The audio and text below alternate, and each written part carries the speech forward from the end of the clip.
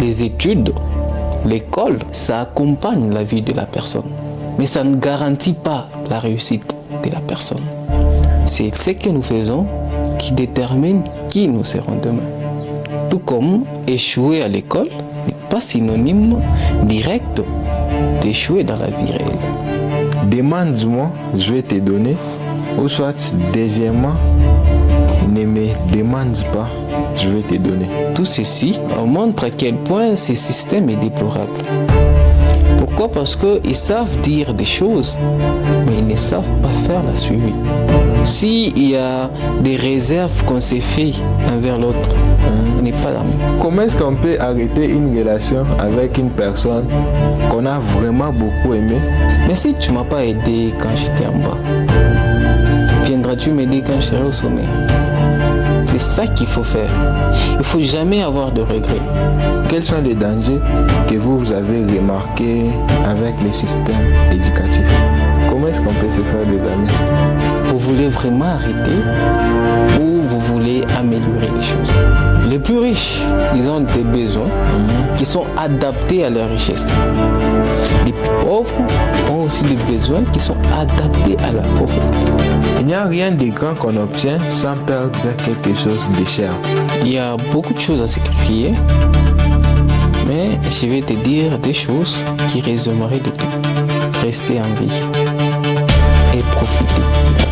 En tout cas, c'est une promesse que vous avez faite Exactement. devant la caméra. On va voir ça dans 10 ans. Comment est-ce que vous trouvez les systèmes en ce moment, l'école, l'université et autres? En fait, pour ma part, je dirais que le système éducatif congolais, il est un peu en besogne. Pourquoi? Parce que, vous voyez, il y a d'une part le ministère, Oui. d'une autre part les enseignants et même les élèves. La chose déplorable pour le système éducatif congolais est telle que personne n'essaie, il fait quoi? Dans la plupart des écoles, vous comprendrez que c'est lamentable. Que ce soit la manière dont les cours sont dispensés, que ce soit la manière dont les cours sont organisés, ou même la manière dont les élèves apprennent, ou l'apprentissage en général. Donc, tout ceci montre à quel point ce système est déplorable. Si nous montons un peu au niveau ministériel, nous comprendrons que c'est vrai, les autorités, ils sont dans un point de vue compétent, mais d'autre part un peu lâches. Pourquoi? Parce qu'ils savent dire des choses, mais ils ne savent pas faire la suivi. Et pourtant, pour la vie en général, ce qui compte le plus, c'est suivre, faire les suivis de ce que nous avons dit. Okay. Mais s'il n'y a pas de suivi, c'est ça, c'est futile et inutile. Sur ce point-là, vous avez totalement raison. Et surtout l'idée de dire que chacun ne sait pas vraiment son rôle dans tout ça. Et du coup, vous croyez que c'est juste un passe-temps pour se faire de l'argent ou soit ça a vraiment de l'avenir?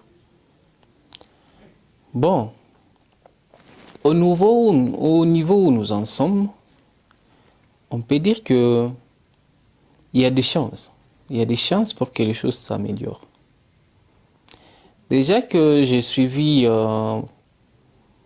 la réforme qui est ces systèmes nouvellement implantés ici chez nous, qui est le système LMD. C'est vrai que c'est un système qui est favorable de la part surtout des apprenants. Oui. Parce que c'est un système qui oblige à ce que les apprenants puissent être au centre de leur apprentissage. Et ça, c'est déjà avantageux. Parce que si on fait de parallélisme entre l'ancien système et ces nouveaux systèmes, on trouve qu'il y a beaucoup de choses qui doivent être améliorées ou qui sont en cours d'amélioration. Oui. Oui.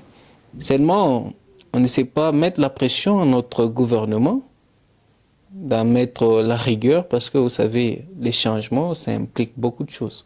Ok. Et si on regardait les cours que les enseignants enseignent même dans les universités, du coup, dans les écoles secondaires, tous ces cours-là, la plupart des cours ne cadrent même pas avec la vie réelle. Et du coup, on peut considérer ça comme une manipulation pour renfermer les jeunes qui ne puissent pas s'épanouir, ou ça c'est juste comme ça, je n'arrive pas à comprendre. Ok.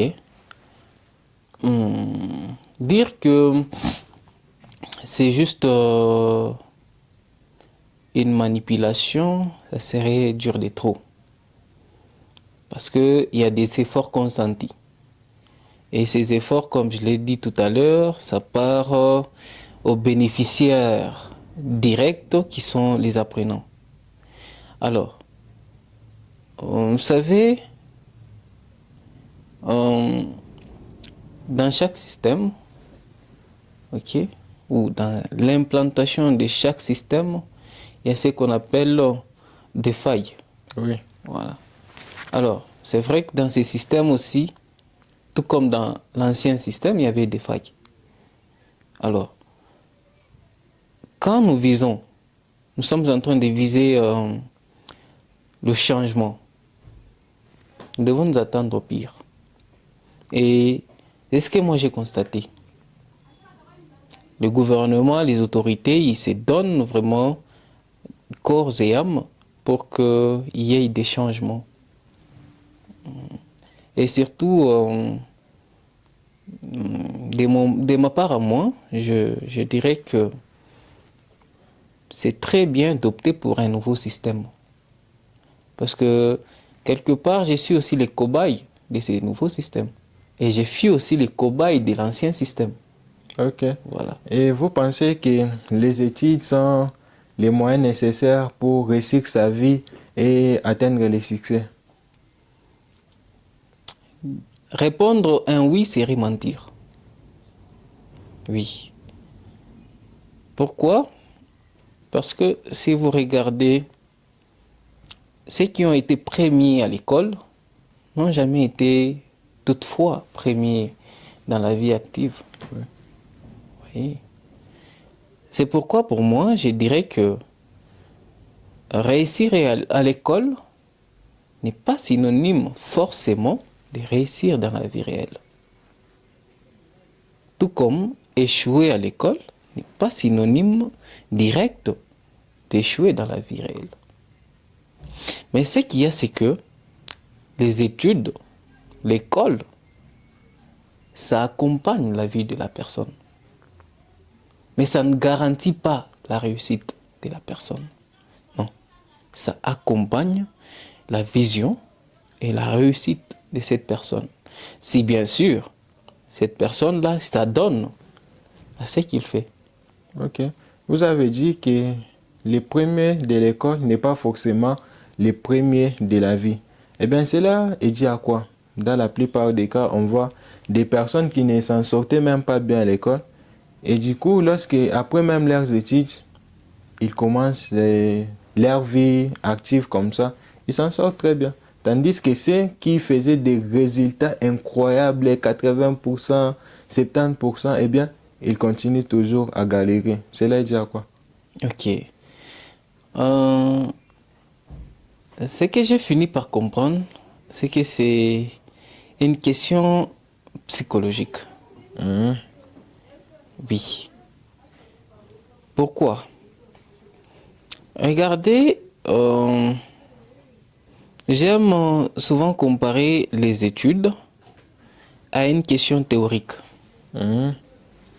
Et la vie réelle, Oui. à une question pratique.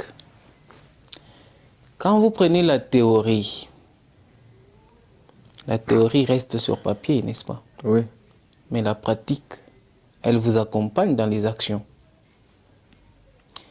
C'est pareil aussi entre réussir sa vie dans la vie active et réussir sa vie à l'école.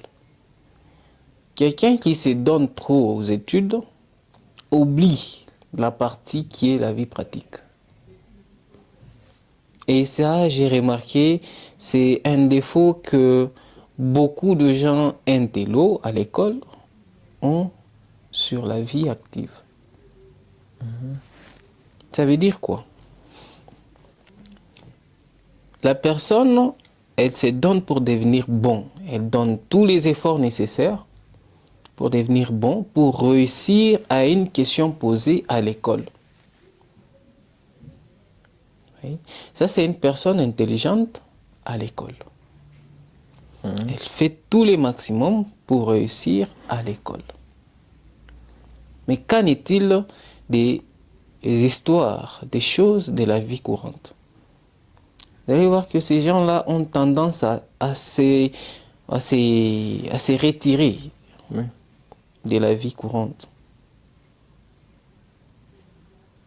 Mais si vous prenez quelqu'un qui est moyennement intelligent à l'école, c'est quelqu'un qui se donne trop à la vie pratique. À ce stade, j'aime prendre l'exemple d'une famille. Vous savez, la famille, elle contribue énormément aux réussites des enfants. Si vous organisez une famille comme une mini ou micro-entreprise, vous verrez que ces enfants-là ont beaucoup de chances de s'en sortir sur la vie pratique. Pourquoi? Parce que vous allez leur apprendre comment on gère l'argent, ce qui est déjà de la domaine financier. Comment on gère les gens. Vous voyez, ce qui est de la domaine managérial. Vous voyez, vous allez leur apprendre comment on fait le travail, comment on collabore en équipe. Et quand l'enfant acquiert toutes ces leçons, okay, cela l'aide directement à se lancer dans la vie. Et vous allez constater même dans beaucoup d'entreprises qui se respectent, ils ont cette habitude, cette coutume d'exiger 2 années d'expérience. Oui. Vous voyez, dans ma tête, quand je réfléchis à ces genres de suppositions, prenons le cas de quelqu'un qui vient fraîchement de l'école. Il a été intelligent partout où il est passé. Il a ce bagage intellectuel. Mais dans la pratique, dans les expériences, il n'a rien. Pensez-vous que les candidats idéaux pour postuler? Je ne crois pas. Ok. Mais du coup, c'est quoi les dangers derrière tout ça? Bon, quels sont les dangers que vous avez remarqués avec les systèmes éducatifs? Comme je l'ai dit précédemment, moi j'opte pour les systèmes, ces nouveaux systèmes. Et le système LMD. Les systèmes LMD. Parce que dans l'ancien système, on obligeait à l'enfant d'étudier. On les forçait à étudier. Et ici, chez nous au Congo, on ne nous donne pas les moyens nécessaires pour y parvenir. Et si vous regardez les bouquins que les apprenants ont dans leur possession, des grâces, ce sont des PDF tirés où? Juste de l'Internet. Vous voyez? Et ça, c'est un défaut. Parce que les PDF, en général, ça ne regorge pas une matière riche pour celui qui recherche.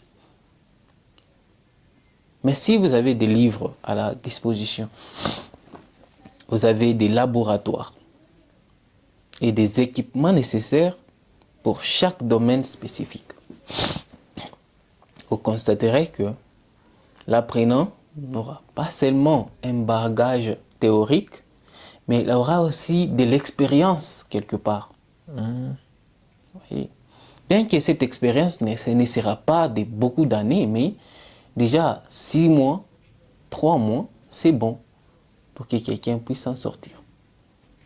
C'est ça que j'ai plaigné à l'ancien système. Mais avec ce nouveau système, comme je l'ai dit encore précédemment, l'étudiant, l'apprenant, est au centre de sa formation. Ça veut dire que on oblige à l'apprenant de se former automatiquement par lui-même. Et avec ces réformes, on comprend qu'il y a beaucoup de choses qui entrent en jeu.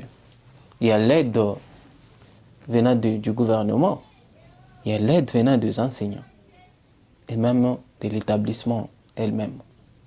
Et tout ça, ça permet à ce que l'apprenant puisse vraiment s'améliorer.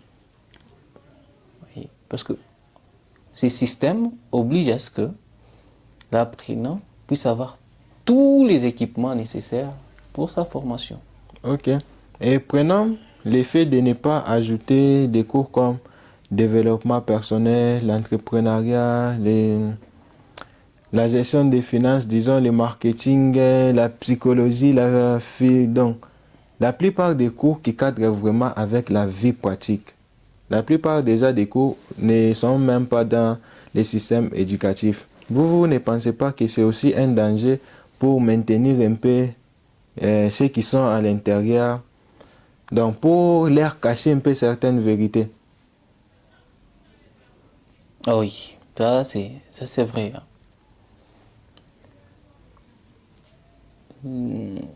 Dans plusieurs systèmes, il y a cet aspect contrôler celui qui est sous ce système. Et ça, c'est partout. Alors, dans notre système à nous, on devrait aussi, normalement, implanter ce genre de cours. Si pas n'est pas les implanter pour un enseignement approfondi, mais que ce soit au moins des cours pour des informations à caractère informel.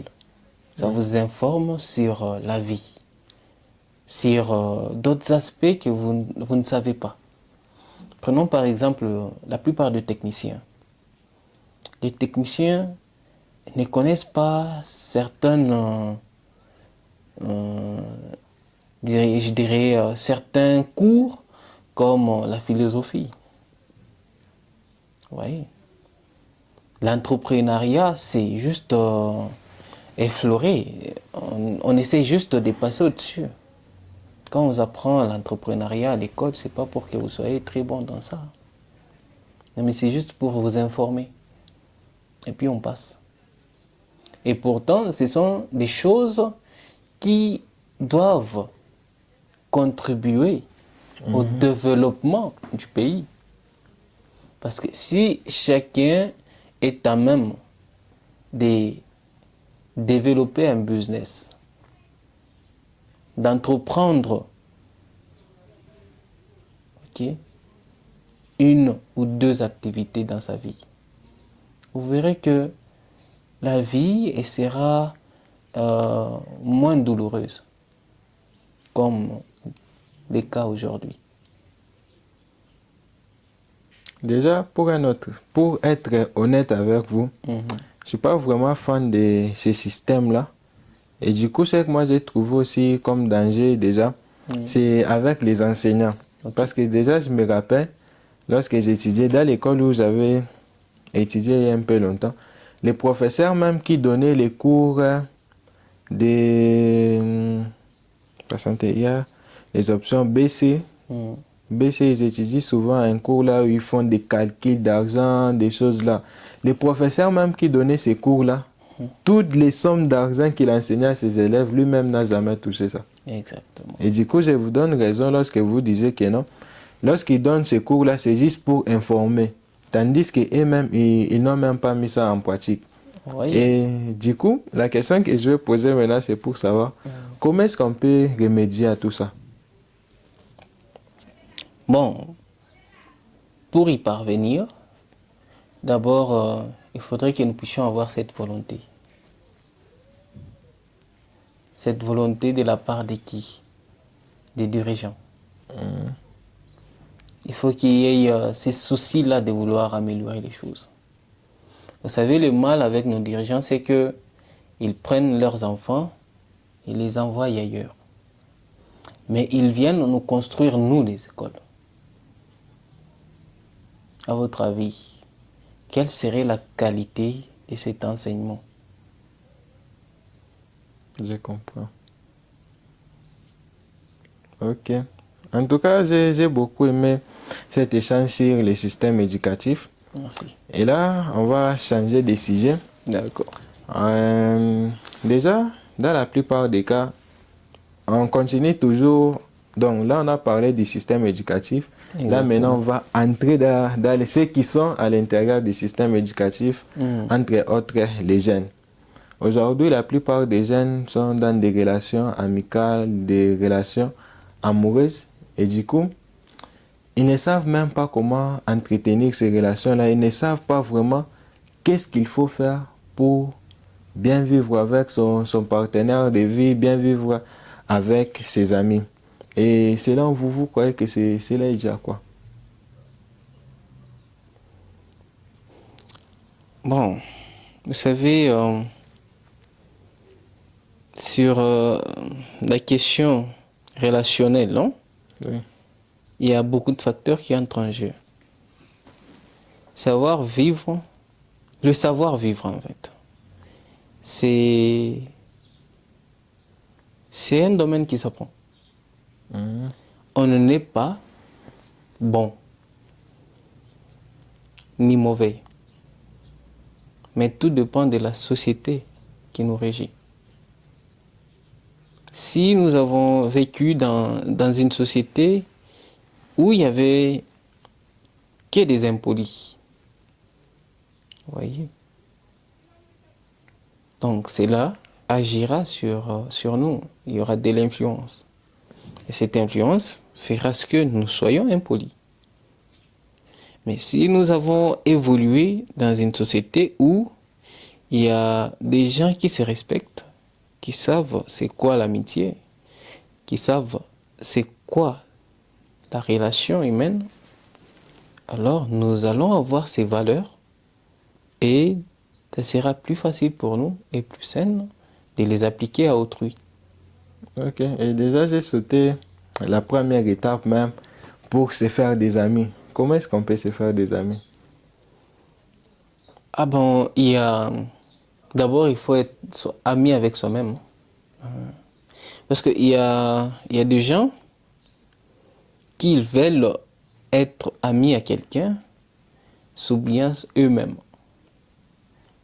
Ce qui fait que quand ces deux personnes-là vont se côtoyer, il n'y aura pas vraiment cette amitié. Mais si l'on commence par devenir amis avec nous-mêmes, on se connaît au mieux qui je suis, comment je réagis à ça, et qu'est-ce que je fais. Vous verrez que ça sera plus facile d'entretenir des relations d'amitié avec autrui. Vous voyez? Donc, pour devenir ami avec quelqu'un, il faut d'abord être quelqu'un de confiant. Quelqu'un à qui l'on peut faire confiance. Ça, c'est la base. Il n'y a pas d'amour, il n'y a pas... Il n'y a pas d'autres sentiments, il n'y a pas d'autre de plus fort que la confiance dans l'amitié. Si vous saviez être quelqu'un de confiant, vous verrez qu'il y aura cette réciprocité. Et c'est la confiance même qui entraînera l'amour dans votre amitié.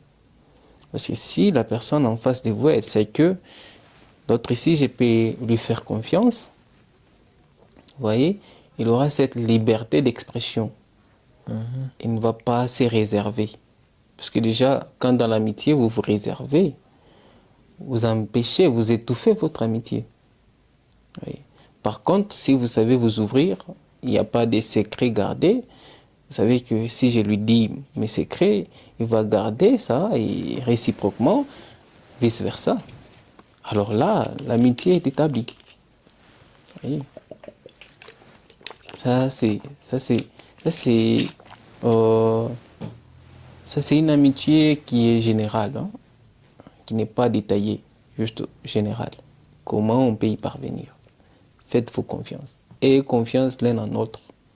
Et ça ira. Surtout, pas de mensonges. Parce Si. que les mensonges, j'appelle ça une bombe à retardement. Ça s'emmagasine et puis ça explose après. Ok. Sur ces points-là, vraiment, vous avez confiance. Et la confiance, sur ces points-là, vous avez raison. La confiance, vraiment, c'est le point de départ de toute relation.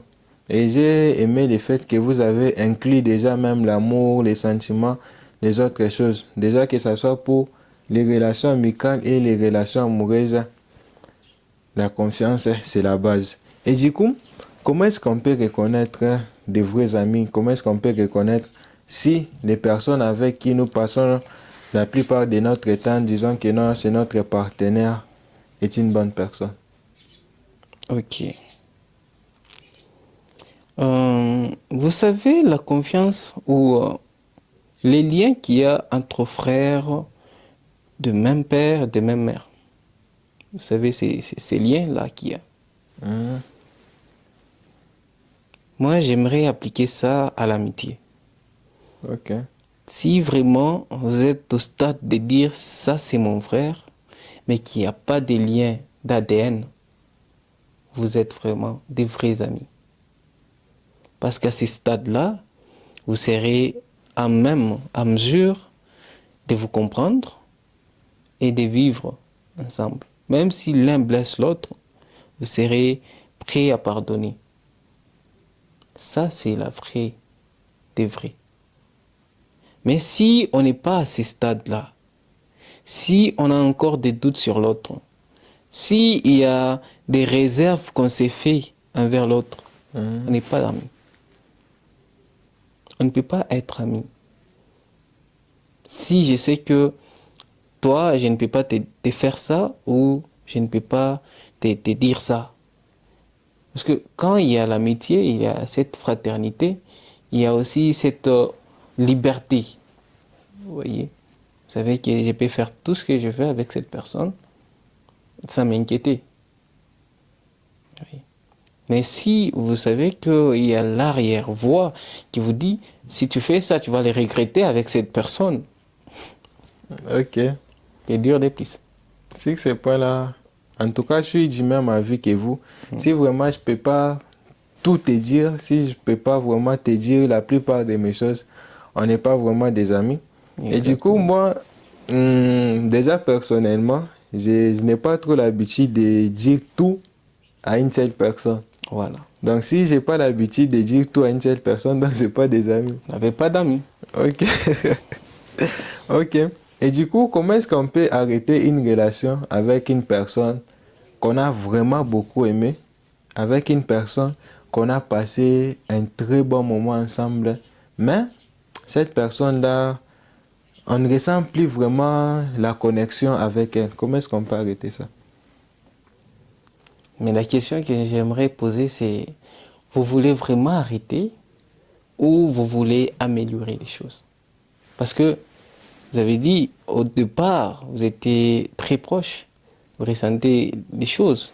Mhm. Et après, il n'y a rien, il n'y a rien. Mais est-ce que vous voulez arrêter ou vous voulez améliorer? C'est ça Déjà. la grande question. Ok, alors on va répondre à toutes les deux questions. Premièrement, Ok, pour améliorer. voilà. Alors, pour améliorer, il faut s'asseoir, Mhm. vous vous asseyez et vous discutez. Et sur ce point-là, il faut être franc. Si c'est dans une relation purement amoureuse, il faut parler avec son ou sa partenaire. Vous lui dites, bon, tu vois, depuis un certain temps, je ne ressens plus des sentiments. Mhm. Vous voyez? Alors, peut-être la personne en face, elle va vous dire, mais qu'est-ce qui te faisait ressentir ces sentiments? Vous voyez? Alors là, Vous allez vous tous chercher des points qui vous relient. Vous voyez? Oui. Mais parfois, il faudrait essayer de sortir, de changer les conforts. Peut-être parce que vous voyez, à trop s'habituer, il y a cette mollesse qui s'installe. Oui. Voilà. Alors, pour changer un peu de décor, une fois cela fait, ça peut vous aider à avoir d'autres perspectives. Maintenant, si c'était pour arrêter, au départ, vous étiez en train de vous sentir bien avec la personne, alors, vous vouliez arrêter. À cet endroit-là, parce que vous voyez, dans ma nature à moi, quand il y a eu une bonne relation, j'aime pas l'arrêter. Voilà. Il doit y avoir des très, très, très graves, on peut dire ça, des problèmes. Hein? Mais ça ne suffit pas pour arrêter une relation. Ok, là vraiment, vous avez totalement raison. L'effet d'arrêter, bon, arrêter, c'est pas aussi une bonne idée, mais bon, ça dépend aussi avec des cas, parce qu'il y a des cas comme la trahison, lorsque la personne commence à divulguer certaines choses sur une autre personne, là vraiment, moi, c'est obligé d'arrêter. Mais, Alors, s'il y a encore une autre solution au lieu d'arrêter, bon, personnellement, je garde seulement la distance. J'ai dit, bon, à partir d'aujourd'hui, on va plus commencer à faire ça, ça, ça, ça. Par exemple, on va plus commencer à marcher ensemble. Mais on peut toujours se parler, on peut toujours se saluer. Mais les temps là, on réduit vraiment les temps qu'on passe ensemble. ok. Mais il y a une chose que j'aimerais réitérer. Hein. Quand est-ce qu'il faut arrêter une relation? Ça, c'était la première question à poser. Quand est-ce qu'il faut arrêter une relation? C'est quand vous sentez que cette relation ne vous permet plus de vous améliorer. Cette relation ne vous permet plus d'être qui vous êtes réellement. Ça, c'est là qu'il faut arrêter cette relation. Vous voyez? Quand une relation vous désengage, ok, de certains engagements que vous devriez nécessairement avoir, là, il faut arrêter. Et comment arrêter? En fait, il y a des processus. Il y a des processus qu'il faut engager pour parvenir à arrêter ce genre de relations. Ok, et c'est quoi le processus du coup qu'il faut suivre pour arrêter une relation? Voilà. En fait, si vous êtes une personne directe, c'est aller vers la personne et lui dire directement, face à face, que cette relation, à cause de ça, et ça, et ça, et ça, je ne sais plus la continuer. Alors là, il faut être vraiment fort pour assumer. Parce que vous savez, dans chaque action, dans chaque acte que nous posons, il y a des inconvénients et il y a des avantages. Alors là, il faut être vraiment prêt à endosser les deux. Parce que imaginez, vous avez une personne toxique avec qui vous avez noué des relations. Mais par après, vous comprenez que cette personne vous entrave. Vous voulez arrêter cette relation d'information. Les personnes toxiques n'aiment pas quand il y a rupture de relation. Pourquoi? Pour eux, c'est impossible et impensable. Ils vont chercher les moyens possibles pour vous nuire. C'est comme ça avec les gens toxiques. Vous voyez? Alors, s'il n'y a pas eu, c'est pas une personne toxique et que c'est autre chose, il y a d'autres processus à engager. Si vous n'êtes pas, par exemple, direct, vous êtes une personne introvertie, le mieux c'est commencer à prendre ses distances. En prenant vos distances, vous allez mettre peu à peu fin à cette relation. Ok. Et du coup, pour les deux cas, premièrement, si on décide de prendre les distances et deuxièmement, si on décide d'arrêter. Dans tous les cas, quand même, ça va faire mal. Alors, comment est-ce qu'on peut surmonter ces rejets-là? Ah, si nous sommes nous-mêmes victimes de ces rejets, Oui. c'est pas, on ne peut pas appeler ça rejet. Les bons termes à employer là-bas, c'est une leçon. Voilà. Parce que quelqu'un ne peut pas vous rejeter du jour au lendemain comme ça. Il y a quelque chose chez vous qui cloche, qui fait que cette personne ne sait plus vivre avec vous. Alors, si on est une bonne personne, on va se mettre devant une glace et réfléchir. Chercher à s'améliorer. C'est ça qu'il faut faire. Il ne faut jamais avoir de regrets. Quand vous êtes repoussé par quelqu'un, quand il y a rupture, n'ayez pas de regrets. Pourquoi avoir de regrets? C'est peut-être la personne vous dit, vas-y, améliore-toi dans tel ou tel domaine, tu seras meilleur. Vous voyez un peu? C'est ça qu'il faut faire. C'est vrai, c'est douloureux d'être séparé avec une personne qu'on a tant aimée, à qui on était tant accroché, mais d'un coup, paf, il n'y a rien. Et ça fait mal. Mais c'est l'occasion pour se reconstruire. Vous voyez? Rien n'arrive par hasard dans la vie. Quand ça arrive, c'est qu'il y a des bonnes raisons pour que ça arrive. Exactement. Exactement. Et du coup, si on essayait un peu d'ajouter l'argent là-dessus, comment est-ce qu'on peut se comporter face à une personne qui aime de l'argent? Vous n'avez pas aidé. Donc, matin, midi, soir, argent. On fait comment? Bon, d'origine, tous on aime l'argent. Ouais. On aime tous l'argent. J'aime l'argent. Mhm. Vous aimez l'argent.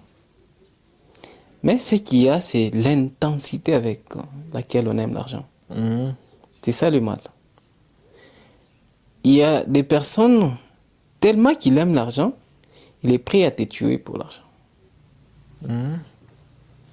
Mais il y a d'autres personnes, tellement qu'il aime l'argent, mais il y a des limites qu'il ne sait pas franchir pour l'argent. Alors, si vous vous retrouvez face à quelqu'un qui ne sait pas se retenir ou se contenir devant l'argent, il faut éviter cette personne. Ou soit, il faut avoir des accès à ne pas franchir envers cette personne. Parce que de telles personnes sont vraiment des bombes à retardement. Tu ne sais pas quel coup il peut te faire. Oui.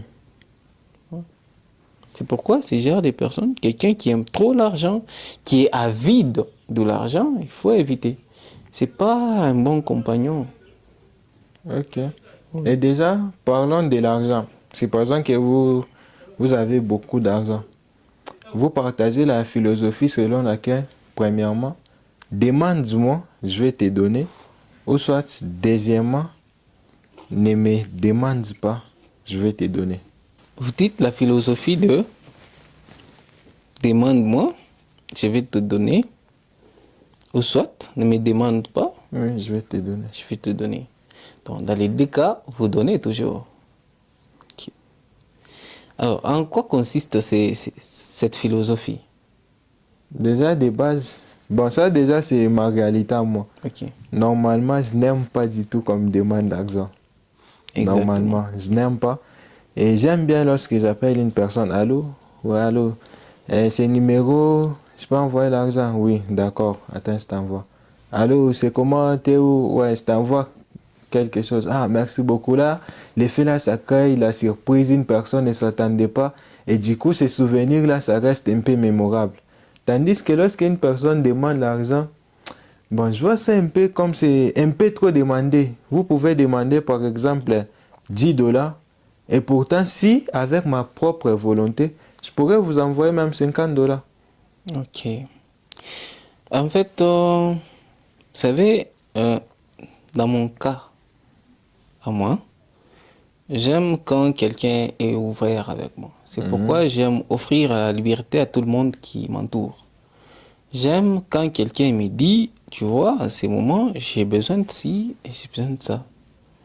Alors, à mon niveau, à moi, je vais voir comment je peux t'aider. Est-ce que je peux te faire un surplus sur ce que tu as demandé? Mais quand le gens ou quelqu'un m'oblige à deviner ses besoins, ça, je ne le fais pas. Et je suis contre. Parce que je peux t'aider aujourd'hui. Tu pourras penser que je te suis redevable. Vous voyez? Pourtant, si tu me demandes, je peux très facilement t'aider dans la mesure du possible. Ok. Et du coup, lorsque vous avez dit de me parler ouvertement de tes besoins, ça aussi d'ailleurs, ça passe.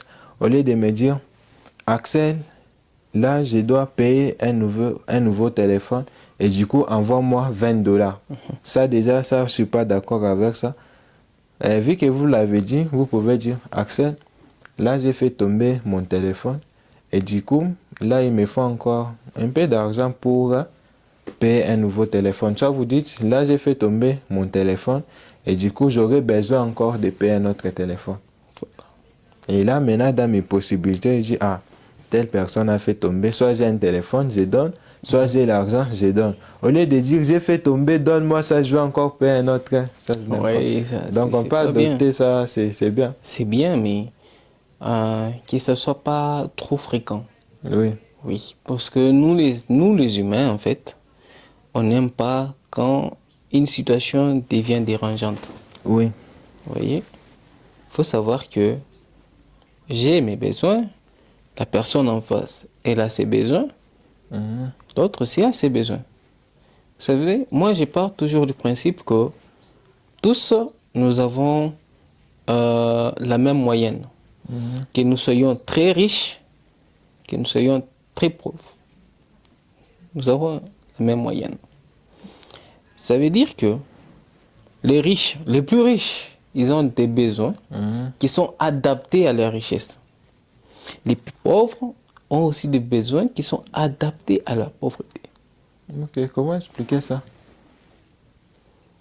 Est-ce que tu serais prêt à dire que un riche peut avoir un besoin de 1 million de dollars ou une situation qui lui tombe dessus pour 1 million de dollars? Tu peux être prêt à affirmer cela. Mhm. Mais est-ce que tu peux être prêt à dire que un riche, un pauvre, peut avoir une situation qui lui demande de dépenser 1 million de dollars? Je comprends parfaitement. Vous voyez, Ok. nous avons tous une moyenne. Mhm. Et cette moyenne-là, elle est adaptée à chaque situation pour chaque personne. Tout comme moi, je peux avoir des besoins adaptés à ma situation, l'homme riche aussi, l'homme pauvre aussi. C'est bon que ça ne soit pas fréquent. Pensons pas que ceux qui sont trop riches, ils n'ont pas de problème. Mhm. Non, ils ont des problèmes trop sérieux. Ceux qui sont pauvres aussi, ils ont des problèmes trop sérieux. Ok. Oui. Et des fois dans la vie, ça nous arrive, nous avons l'argent, nous avons beaucoup d'argent. Et du coup, il y aura des gens qui voudront commencer aussi à nous fréquenter, nos collègues de classe, les gens dans les quartiers. Oh non, donne-moi les numéros, non, s'il vous plaît, et autres. Vous croyez que tous ces gens-là seront en train de vous courir derrière parce que vous avez de l'argent pour votre argent, ou soit ils seront là à vous courir derrière pour profiter un peu de votre mentalité, voir comment est-ce qu'une personne qui a de l'argent réfléchit, qu'est-ce qu'il fait, et autres. Vous savez, parfois la vie est simple. mais nous la rendons compliquée par nous-mêmes. Mhm. Déjà, quand vous étiez en train de peiner, de galérer, c'est Vivi qui était à votre côté. Et quand vous commencez à grimper, vous voyez qui vous accompagne. Quand est-ce qu'on a besoin d'aide dans la vie? Est-ce quand nous sommes au sommet ou quand nous sommes en bas? Quand nous sommes en bas. Voilà. Mais si tu ne m'as pas aidé quand j'étais en bas, viendras-tu m'aider quand je serai au sommet? Non. Pour moi, je me dis toujours, le sommet, il est très pointu, qu'il est difficile d'y rester. Pourquoi? Parce que quand une personne est au sommet, elle est enviée par beaucoup. Et avec surtout notre mentalité des nègres, on n'aime pas voir quelqu'un au sommet. Vaut mieux que tu sois au même pied d'égalité que moi, que tu me surpasses. C'est ça notre mentalité dans la plupart de nos personnes que nous côtoyons. Vous voyez? C'est comme ça que les gens ont cette philosophie ou cet adage pour dire il n'y a que ton père qui peut admettre facilement que tu puisses le dépasser dans ses accomplissements. Mais les autres, c'est difficile. Ok, c'est pourquoi il y a une citation qui dit les gens te veulent du bien, ils te souhaitent même de réussir, mais pas plus qu'eux. Voilà même. Vous voyez? Bon, ça c'est un cas concret. Il faut voir le riche. Quel riche voudrait à ce que tu puisses être au même piédestal que lui? Ok. Est-ce que vous croyez qu'il y a des signes, qu'il y a des facteurs qu'une personne peut faire aujourd'hui et que ces facteurs, et qu'en fonction de ces facteurs-là, on peut prédire si cette personne va réussir sa vie, oui ou non? Le facteur, Ouais, des signes. des signes. Ah, donc, des signes qui peuvent être traduits à l'avenir comme quelqu'un qui aura l'argent ou non. Oui, oui. Ça, on peut dire oui. Ok. Parce que notre futur, lointain ou proche, dépend d'aujourd'hui. Qu'est-ce que nous faisons aujourd'hui? Alors, ce que nous faisons aujourd'hui, c'est un signe qui nous demande, nous montrons aux gens. Ok. Et ces signes-là peuvent aboutir. C'est comme l'adage ici qui dit, ce que tu plantes aujourd'hui, c'est ce que tu récolteras demain. C'est-à-dire les signes que tu peux montrer aujourd'hui, ce sont des signes traducteurs de demain. Ok. Et vous pensez que tout est déjà tracé, ou soit c'est nous-mêmes, grâce au choix que nous faisons, nous allons aboutir à quelque chose, ou soit lorsque nous venons au monde, tout est déjà tracé, c'est juste pour mettre en pratique un plan divin, des choses pareilles. Non. Le bon Dieu a été généreux avec nous. Il nous a donné la liberté. Et c'est avec cette liberté, nous choisissons qui nous voulons devenir. On peut parler même des gosses des riches. On pourrait penser que c'est tout tracé pour eux. Et peut-être que cela peut être le cas, mais ce n'est pas toujours vrai. C'est ce que nous faisons qui détermine qui nous serons demain. Ok. Et déjà, sur ces choix-là, j'ai lu ça récemment dans un livre. On a parlé de la solitude. On a dit les grands leaders s'efforcent souvent dans la solitude. Alors, parlons un peu de la solitude. Pour vous, c'est quoi la solitude?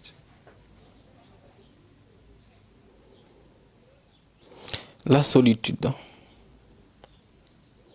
En fait, pour le dire simple, je dirais c'est un état de concentration. Mhm.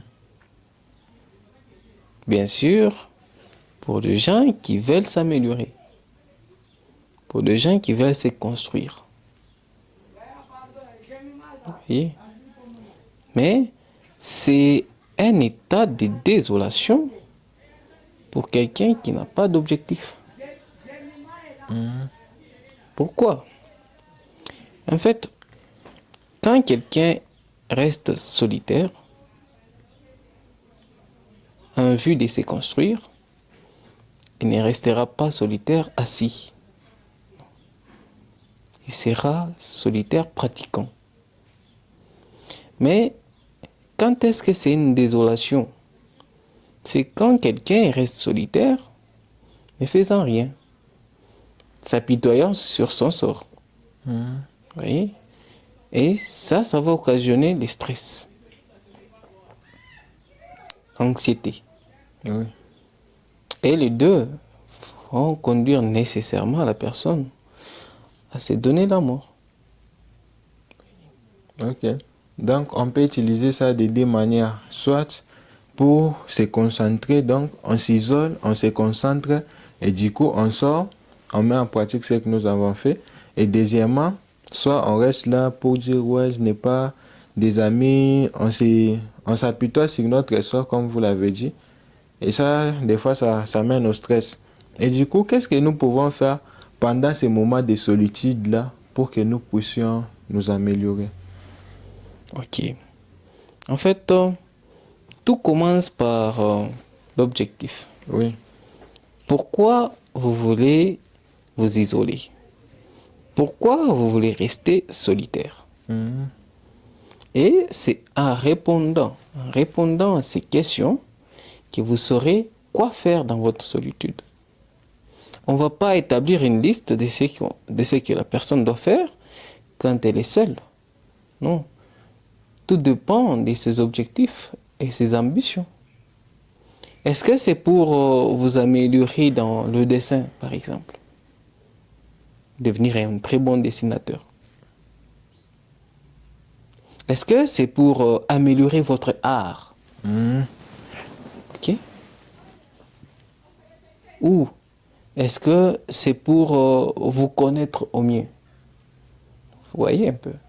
Donc, quand quelqu'un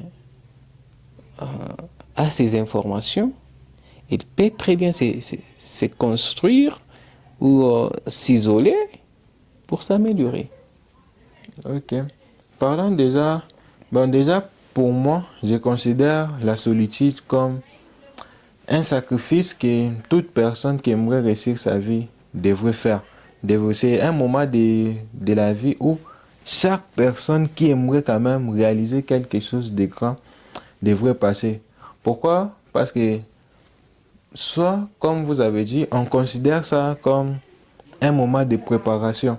Dans ce temps-là où on s'isole, on travaille sur notre développement personnel, on apprend certaines choses, de façon que lorsque nous allons décider maintenant de sortir de notre solitude, que le monde puisse s'étonner de la personne que nous sommes devenus. Et du coup, récemment, j'avais fait une vidéo sur mon statut. J'avais dit, tout dans la vie, tout est une question de sacrifice. Il n'y a rien de grand qu'on obtient sans perdre quelque chose de cher. Et du Exactement. coup, la question qui se pose, c'est pour savoir quelles sont les choses que nous devrons sacrifier aujourd'hui pour la personne que nous devrons être demain. Bon, il y a beaucoup de choses à sacrifier, mais je vais te dire des choses qui résumeraient le tout. Il y a le luxe et le confort. Mhm. Le luxe, peut-être, certaines choses que nous avons l'habitude de manger. Ou certains prestiges que nous nous offrons régulièrement. Mais notre confort pourrait être les habitudes que nous avons. Parce que c'est dans nos habitudes que nous nous sentons les plus confortables. Alors, si nous sommes en mesure de sauter, de quitter ces deux choses, on peut très facilement s'améliorer. Ok. Mais c'est pas facile. C'est pas facile parce que on est habitué. Le cerveau humain, il fonctionne en habitude. Il doit y avoir des habitudes pour que la personne c'est face à l'idée de cette vie. Tant qu'il n'y a pas d'habitude, il n'y a pas de commande au cerveau. En tout cas, je suis vraiment impressionné. D'ailleurs, je ne m'attendais même pas à ça. Ok. Sacrifier les conforts et les luxes. Exactement. Surtout les luxes. Effectivement. Actuellement, je vois des jeunes qui n'ont même pas de travail, qui vivent encore chez leurs parents, qui étudient encore à l'université. Mais ces jeunes-là, chaque samedi, chaque dimanche, ils sont sortis. Photos sur WhatsApp, photos sur WhatsApp, photos sur WhatsApp. Chaque jour, photos sur WhatsApp. Et du coup, ces jeunes-là, vraiment, honnêtement, déjà, on peut prédire que pour eux, s'ils continuent avec ces mêmes habitudes-là, c'est déjà mort. Bon, vous savez, il y a certains qui font ça parce qu'ils ont l'appui parental. Il y a des parents qui les financent pour faire ce qu'ils font. Après, les parents, ils savent que je vais lui donner autant d'argent, il va s'améliorer après. Mais il y a d'autres qui le font parce qu'ils aiment cette vie, parce qu'ils veulent impressionner. Et ça, c'est mal. Parce que à trop vouloir impressionner le monde, on se stresse soi-même. On se met dans des pétrins. Il y a un ami qui a dit un jour, arrête de te comporter comme un riche. Tu pourrais fermer la porte à celui qui voudrait t'aider. Vous voyez? Donc ça veut dire que il y a une vie qu'il ne faudrait pas adopter quand on n'a pas assez de moyens. Vous voyez? Donc chaque chose a des étapes. Et chaque étape a ses réalités. Il ne faut pas être pressé dans la vie. Il faut vivre juste son temps. Vous voyez? Ok.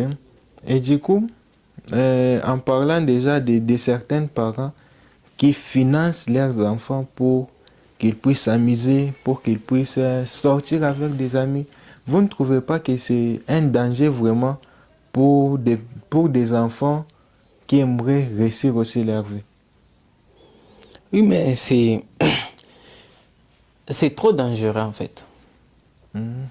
Trop même. Parce que vous allez habituer l'enfant à la facilité.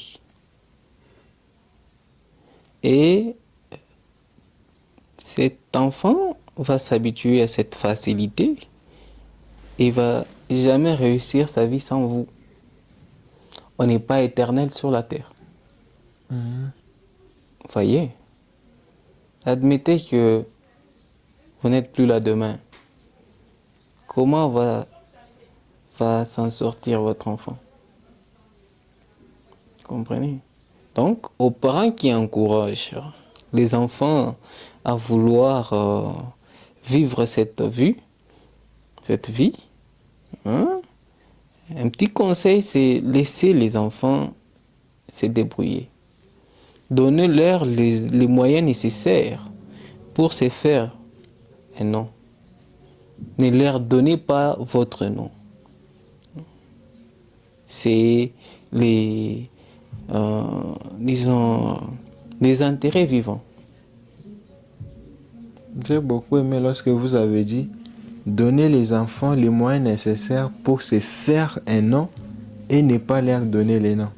J'ai beaucoup aimé. Et du coup, c'est pareil aussi pour le travail. Si tu donnes un pain, je vais manger et j'aurai faim. Mais si tu m'apprends vraiment comment faire les pains, je les ferai moi-même. Très excellent. C'est vraiment la chose que j'avais voulu entendre aujourd'hui, c'est ça même. Merci. En tout cas, merci beaucoup déjà pour votre partage, merci pour votre connaissance. Et du coup, vu que nous sommes déjà, on est en train d'arriver à la fin de cette interview, je veux que vous puissiez nous parler, que vous puissiez me parler aussi de votre vision. Où est-ce que vous vous voyez dans 10 ans? Qu'est-ce que vous aurez dans 10 ans? Qu'est-ce que vous allez accomplir? Qui est-ce que vous serez dans 10 ans? Dans 10 ans, je serai chez moi. Ok? Je vais aller mollo mollo. Je me vois avec ma femme et 2 enfants. Et dans 10 ans, je me vois entrepreneur. Dans 10 ans, je me vois libre sur le plan financier. Et quand je parle de la liberté financière, je dis, je ne vais pas travailler pour quelqu'un, mais je vais travailler pour mon compte à moi. Dans 10 ans, c'est ce que je serai. En tout cas, une très très bonne vision. Une très bonne vision d'ailleurs. En tout cas, c'est une promesse que vous avez faite devant la caméra. On va voir ça dans 10 ans. Et du coup, comme d'habitude, pour finir, vous allez compléter la phrase dans la vie en me donnant un meilleur conseil sur la vie. Alors, dans la vie. Dans la vie, soyez vous-même. Ça, c'est une première des choses. Être soi-même. Oui. Vivez la vie. Vivez. Ok? Faites tout pour vivre. Parce qu'actuellement, nous survivons. Mais faites tout pour vivre. Restez en vie. Et profitez de la vie.